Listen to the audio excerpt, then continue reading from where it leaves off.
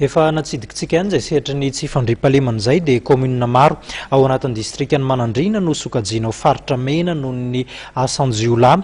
Mitaraina noho izany ny solombavambahoaka ny toerana solotenan'ireo mponina maro dia maro satria dia foana ao anatin'ny raim-pimaso ny arena no arian'ireto mponina ao amin'ity tanàna ity reto. Arahantsika ny fanazavana.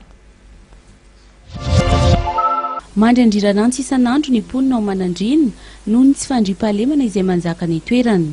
Tsy andro, tsy alina, saika misy hatrany ny fanafiana amin'ny Tapedina sy Alatromby ao anatin'ny distrikany Manandrina. Ny commune Ambovombe Centre, Anjomananandizana, Ambohipo Talatan'ny Vohimena no tena faritra mena ny toerana amin'izao fotoana izao. Tamin'ny fahafitony volana May teo dia nisy ny fahafatesana miaramila. Eto izay dia maneho ny fiaraha-miora amin'ny fianakaviana ary mankahery ny manamanjoa. Tamin'izany fahalavony ny miaramila izany. Ny tranga tamin'izay fitony volana May izay dia nanomboka amin'ny 7 maraina.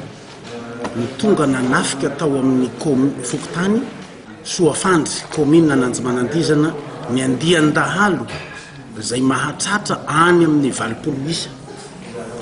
Tamin'ny fotoana io dia tonga nanafika amin'ny 7 maraina dia nangorona ny omby isa tanàna tao anatin'izany Fokotany izany. Miezaka nanohatra ny vahoaka niaraka tamin'ny miaramila satria misy miaramila 5 lahy ao anatin'io commune io izay manao ny détachement dasy zany.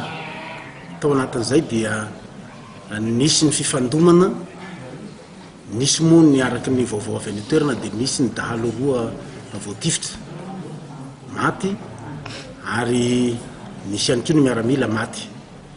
Noho izany dia tianay ny miantso ny fitondram-panjakana, miantso ny tompon'andraikitra isa-tsokajy handray fanapahan-kevitra andraikitra faran'izay haingana fa tantin-tonontozo zany firenena.